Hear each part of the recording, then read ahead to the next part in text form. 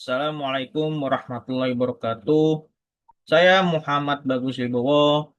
Di sini saya akan mencoba menganalisa sebuah dataset kanker paru-paru menggunakan aplikasi Orange.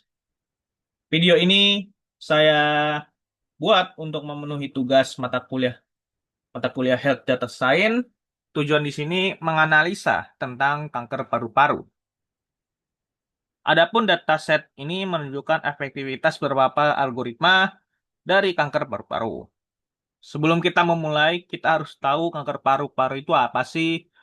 Kanker paru-paru adalah kanker yang terbentuk di paru-paru.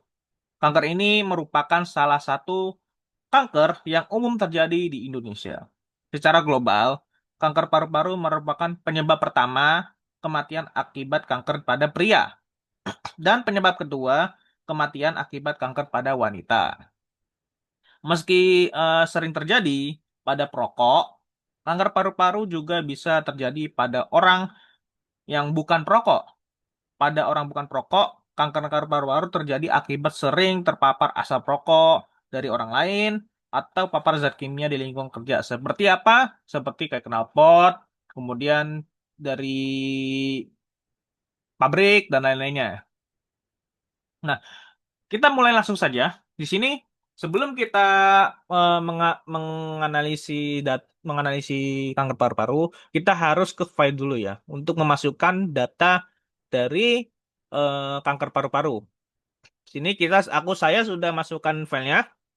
Nah, ini kanker lungs.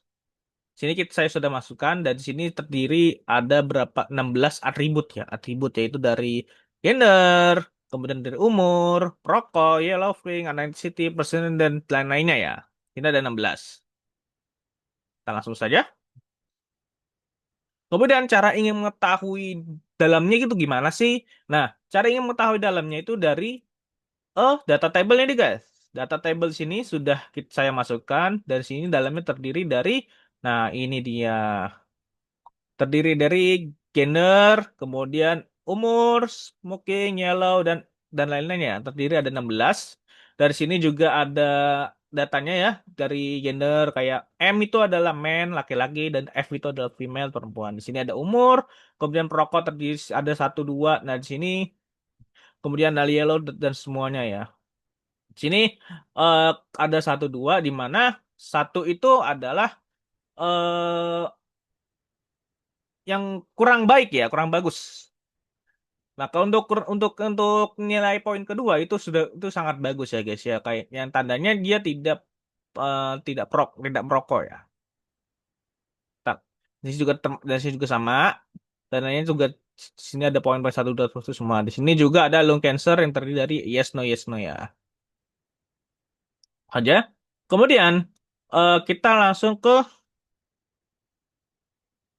fitur statistik ya. Fitur statistik itu apa? Ini berguna untuk melihat distribusi masing-masing dari jenis atribut 16 atribut tadi ya. 16 atribut kanker paru-paru. Kita langsung saja masuk. Dari sini ada atribut apa analisisnya, analisis statistiknya ya. Aduh, dulu bentar ya. Analisis statiknya yaitu terdiri dari umur ya, umur destination, kemudian gender, lalu main, mode, median, disability, mean, max dan missing ya. Di sini sudah ada statistiknya. Dari sini juga kita bisa melihat ada kehilangan atau tidak. Kalau di sini tanya tidak ada semua karena di sini ada 0% semua. Kemudian match-nya ada 87, mean ya dan lain-lainnya ya. Oke. Kemudian kita langsung ke set customs ya. Set custom itu apa? Ini berfungsi untuk memilih semua atribut dari kanker paru-paru. Karena tugas kita adalah lung cancer, ya kan ya? Lung cancer, maka sebelum kita harus memilih lung cancer di feature ya. Karena sekali sudah memilihnya, tapi gimana caranya? Caranya gini, pertama kita pilih lung feature dulu, kemudian kita cari lung cancer. Karena target kita kan lung cancer. Nah, lung cancer di sini ya. Ini ada lung cancernya di sini. Kemudian kita pindahkan lung cancer itu ke ignorate. Setelah kita pindah ke ignorate, kita pilih lagi. Langsung kita taruh di dia target. Dan sini targetnya yaitu lung cancer ya. Langsung. Nah, cara mengetahuinya gimana? Cara mengetahuinya itu ada kita pilih lagi ke data table. Nah, ini data tablenya dan voila, sudah ketemu semua. Dan sini karena targetnya lung cancer, nah lung cancer akhirnya pindah ke dari sebelumnya ya. Sebelumnya itu cancer itu yang belakang ya, yang belakang di sini, yang belakang. Sekarang dia pindah ke kiri karena apa? Karena dia sudah menjadi target yang kita pilih ya guys ya. Tuh, kita langsung saja.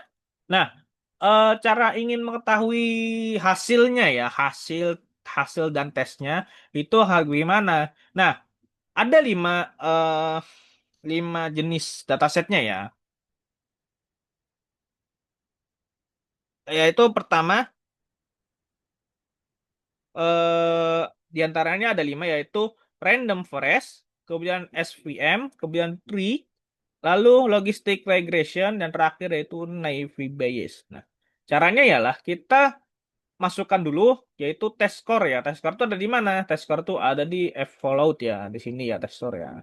Nah, test score kita buka double klik. Sebelum kita double klik kita tarik dulu guys untuk apa garisnya nih. Kita tarik dulu garisnya masuk ke sini. Setelah kita masuk ke sini, kita harus masukin ini dulu supaya kita bisa menilai dan atau mengetahui hasilnya ya guys ya dari rainforest, kemudian CS ini dan lainnya. Kita masukin semua dulu. Ini sudah saya masukkan. Jadi kita lihat ya. Sini sudah apa? Sudah ada ya. Sudah dimasukkan semua tuh. Di sini kita sudah masukkan dan kita sudah ke ini semua, kita atur semua, logistiknya kita juga sudah atur, kemudian next juga nggak perlu diatur ya. Nah yang penting semua sudah ada, sudah dimasukkan semua, kemudian kita ke tes skornya dulu. Kita double klik ya. Oh udah deh, maaf ya. Nah sebelum kita sudah masuk ya ke tes ten score. Nah, kita ke cross validation dulu. Untuk number faultnya kita pilih 10 guys. Soalnya kenapa? Supaya targetnya itu lebih kuat guys. Dan lebih mengetahui ya. Untuk apa namanya? Nilai hasilnya ya. Nah, di sini ada USC, kemudian UCA, lalu F1, Prex, Recall, dan MCC. Nah, eh di sini ada AUC yang artinya adalah area under the crust ya. Ada under crust itu apa? Kita bisa mengetahui targetnya. Karena kalau kurang hampir ya, kurang dari satu atau hampir satu, contohnya seperti ini, rainforest itu 0,901, ini hampir ya. Hampir. Ini sudah bagus ya guys ya. Ini sudah bagus. Kemudian untuk SMR juga sudah bagus karena totalnya 0,917 karena ini ya hampir targetnya itu satu guys ya. Ini kalau satu itu karena nilainya paling udah bagus ya guys ya. Kemudian untuk 0,737 ini hampir kurang ya, hampir kurang bagus targetnya. Lalu kita ke logistik regression yaitu 0,936. Ini juga udah bagus. Lalu untuk Nevia base itu 0,19 ini juga sudah bagus ya guys ya. Kemudian CAF1-nya juga sama. Kemudian F1, Press Recall, dan MCC-nya. Ini juga semua sama ya guys ya. MCC-nya itu 0,513 dan lain-lainnya ya. Oke. Karena kita sudah atur test score-nya dan juga hasilnya, kita pindah lagi nih. Kita pilih ke custom matrix. Custom matrix itu apa? Custom matrix itu, oh ya lupa lupa maaf maaf. Apa di sini? eh, aduh, aduh, terlalu besar ya ini ya. Lagi maaf, ini terlalu besar. Oke, di sini ya di apa namanya test and score kita juga bisa melihat ini guys tuh hasilnya guys data cancer lungnya protectionnya ada terdiri 309 ya. Oke, langsung saja kita ke confusion tadi. Confusion itu apa? Bentar, guys. Nah, confusion itu apa? Ini untuk melihat hasil dari model sebelumnya ya guys ya. Hasil model sebelumnya itu apa? Dari test and score-nya, lalu ke random forest-nya, lalu ke test for score-nya. Dan ini hasilnya ya, di sini hasilnya. Dan ini ya, wala, hasilnya dari tes score ya guys ya, yang berada di confusion matrix ya. Di sini kita bisa melihat apa namanya ini ya,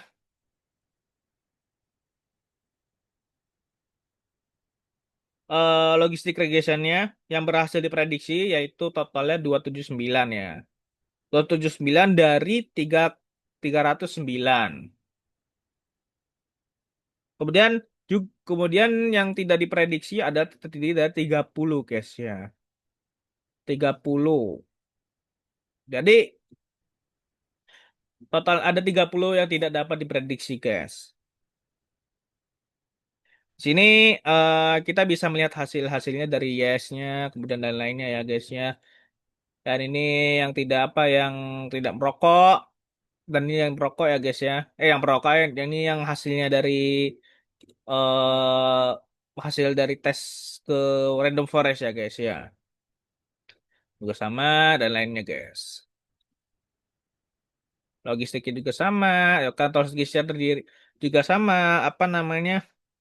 Bisa mengetahui prediksinya, ada totalnya sekitar 285, kemudian yang tidak diprediksi tinggal 24, kemudian juga sama terdiri dari 278 yang dapat diprediksi, kemudian yang tidak dapat diprediksi itu 31. Lalu untuk tree yaitu yang dapat diprediksi itu totalnya 266 dan tidak dapat diprediksi itu 43 guys ya. Dan ini adalah hasil dari 5 dataset itu ya guys ya di sini ya guys ya. Oke, cara bagaimana sih kita bisa membandingkan apa namanya eh 5 dataset tersebut, 5 dataset atribut ya, dari 16 atribut tersebut. Nah, cara membandingkannya itu yaitu di ROC analisis, guys. ROC analisis itu apa?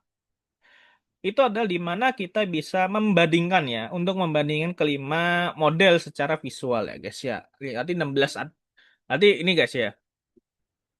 Kita bisa bisa membedakan model dari atribut ini. Atribut apa? Model dari visualnya yaitu random forest, kemudian S, FM, tree, logistic regression dan naive bias ya guys ya. Langsung kita tarik mereka semua ke tes and score, lalu kita bisa mengetahui matriksnya dan kita sekarang bisa membandingkan dari 16 atribut tuh. Kita langsung saja masuk. Nah, di sini